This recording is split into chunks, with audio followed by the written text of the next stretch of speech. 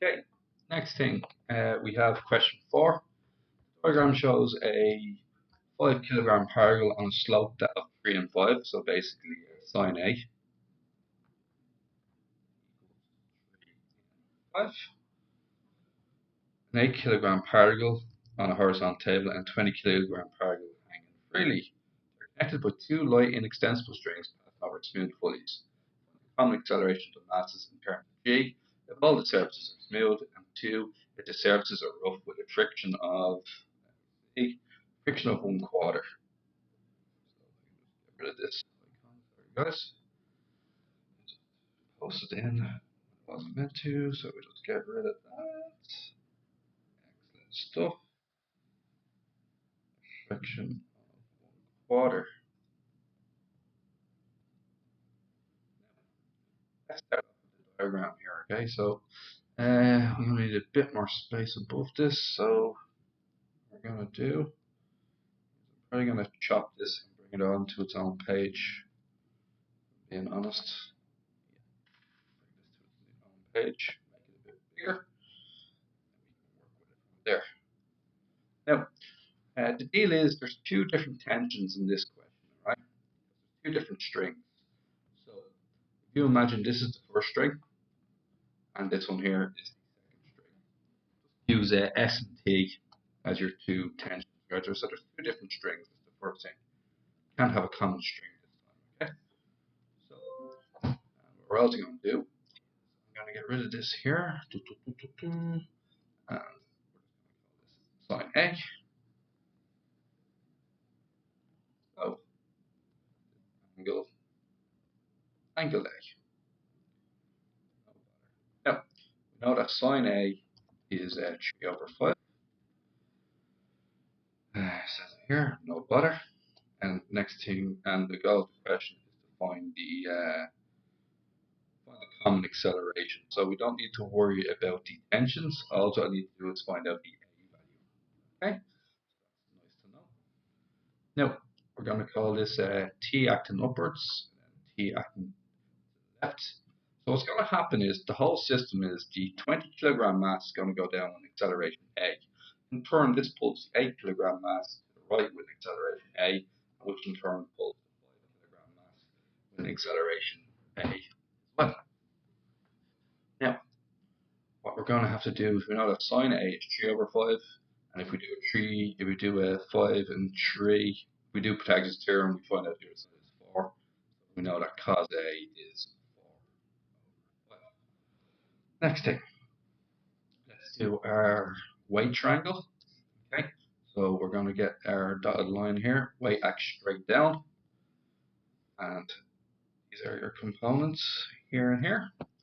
Now, 5 times is in terms of G, they're looking for the answers. Let's find out. In terms of G. Okay, let's keep everything in terms of G. This is 5G acting straight down. Oh, sorry, let's fix my diagram slightly. This one isn't perpendicular enough for my liking. The other side at 90 degrees.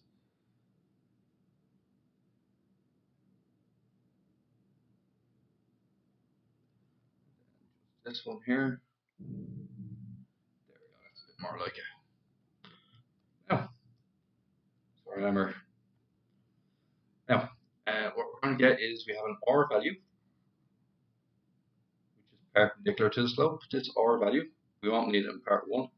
This R value, we can call it R1 because there's going to be two R values. R1, R1, this yellow line, blue line here, is the same value as this yellow line here because it's not burrowing into the wave, right? And then, so what we're going to do next is we're going to get 5G here. 5G straight down. This one is 5G cos A, and this one is 5G sin A. Cos A is 4 over 5, and sin A is 3 over 5. That'll make it 3G and 4G respectively, okay? That's 4G. This one is 3G. Okay, this means R1 is equal 4G. So now we know that R1 equals 4G. Now, next one's a bit easier than that. We have HE going straight down. This means that HE going straight down means that R2 has to equal HE. Once again, the HE kilogram is not sinking into the ground and on the table. Okay? Right. Next thing, we're going to use the letter S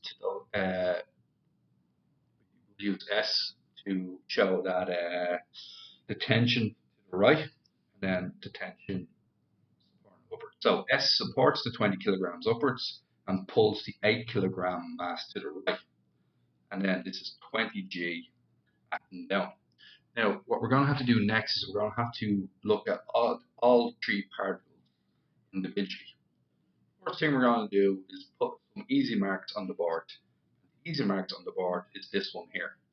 This is quite straightforward. It's going downwards. So its net force is downwards. What causes the net force is its weight going downwards, take away the tension that's trying to keep it upwards. This means that 20 force is mass times acceleration.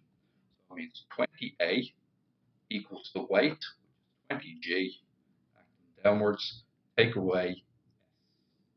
Remember, that's S, not 5. Okay? And that is the first equation. Next equation we'll go after is this one here. 5 kilogram mass. And what you can see with the 5 kilogram mass is that the tension acting diagonally right up is counteracted by the 3G acting diagonally left down. 5 kilogram mass, so mass force, its net force is acting diagonally right up. Okay, I'll use a different color. Its net force is acting diagonally right up. This is caused by the tension T take away its weight, which is the 3G acting downward. Its force is MA, and its weight is 5 kilograms. So it's 5A equals T minus 3G. So up, up, and down. So there's our second equation. And the third equation is the 8G. Now we know that it's moving across with an acceleration A. So because it's moving across with acceleration A, what we say is force is going straight across. Well, what's causing it to move to the right? Well, S is causing it to move to the right. And T is causing it to move to the left. So it's a battle between S going to the right and T going to the left. Okay?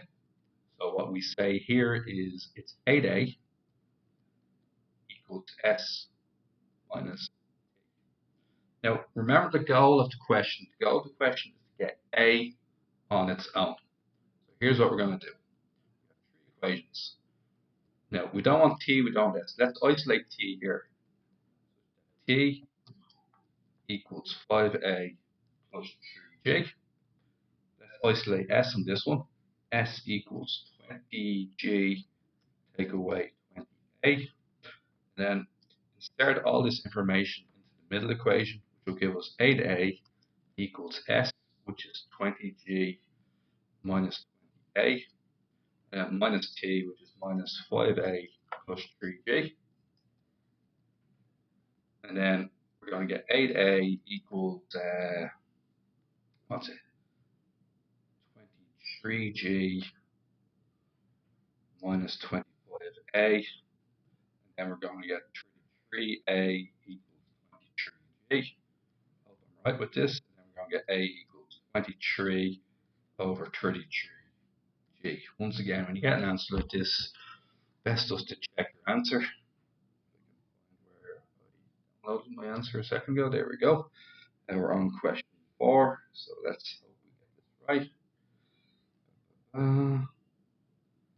It says 17 over 33. So I'm going to look at what I might have done wrong there. So a quick look backwards and see where I might have made my mistake. 5A plus 3G, I'm pretty happy with that. I'm also happy with the 20G, take away the 28. 20G, take away 28. Grand. Ah, there it is. 20G, take away 3g. So everything was perfect until here. Just a little adding error after doing everything perfect. Really annoying when stuff like that happens. And there you go. Now that's the value of always checking as you go along. You don't do tons of work with something with a wrong addition error. Okay. Now let's move on to the next part. Okay. So for part two, what we have is friction is now in play. So there's an extra forces involved. So we're going to go back to our diagram from the previous page. We're just going to get rid of our formulas, okay? So we might take each one from scratch, okay? Okay, and robot. Now, it's not too bad, okay? So first of all, let's start off with the 5 kilogram particle. And in the 5 kilogram particle, it's moving up the hill. This means friction on down the hill. So I'm going to use friction with this red line here and down the hill. And friction is 1/4 your R value. So it's 1/4 R1. R1 is 4G. 1/4 4G is a friction value of G acting diagonally left down. That's done. And the next one is the 8 kilogram particle. Here, the 8 kilogram particle, as we know, is going to the right. The friction value must be acting to the left. So therefore, what we can say here is that the friction value is mu R. This is going to be 1/4 of R2, and we know that R2 is 8G because they're in perfect balance with each other. 1/4 of 8G, which is 2G. So 2G going to the left. Now we're going to redo our equations. We'll start off once again with the easiest equation possible, the 20 kilogram one. Like last time, it's unaffected by the friction change. So 20A acting downwards, which is caused by 20G acting downwards to take away your T value. Now, in part two, we're going to go for the 5 kilogram one now. Now the 5 kilogram one is force, which is 5A, goes up the hill. This means because it's going up the hill, it means that T is the dominant force causing it to go up the hill. So it's going to equal T going upwards. What's acting against T? Well, if you look at it again really carefully, what's acting against T is this 3G, which is its weight sliding down the hill, and also frictional force of G. So it's going to be take away 3G, take away G. Take away 3G, take away G. These forces going diagonally left down. So we're going to get is 5A equals T, take away 4G. Next thing is our 8 kilogram particle. You can see S going to the right, T going to the left, and we also have an extra 2G going to the left as well. So it's going to be S minus T, but then take away another 2G. Like last time, it's still 8A, and 8A equals S going to the right, T go to the left, take away 2G. Now we're going to do exactly what we did last time. We're going to get T on its own, so T equals 5A plus 4G. We're going to get, made a mistake here. Tension is actually S. So when I go to the 20 kilogram particle, it should be S, not T. So that's S and not T. Aware of that. So it's going to be S on its own is going to be 20G minus 20A. Okay. All into the middle equation, we're going to get 8A equals S, which is 20G take away 20A. And then it's going to be take away T, which is, when we take away T, we're going to take away 5A plus 4G. and it's going to be a minus 2g at the end. So the effective friction should be a lower acceleration than last time. The answer last time was 17 over 33g. This acceleration should be less because friction's involved now. So let's find out if that's the case. 8a equals, what's that, minus 25 minus 20 minus 27a. Don't make the same mistake I made last time. 20g take away 4g is 16g. And this is going to be 35a equals 16g. Then a equals 16 over 35. Once again, check that you got it right. Hopefully this time there was no mistakes, but we have one way of finding out. Keep going, keep going. Now it says 14g over 33. So we're gonna have a quick look to see what I did this time.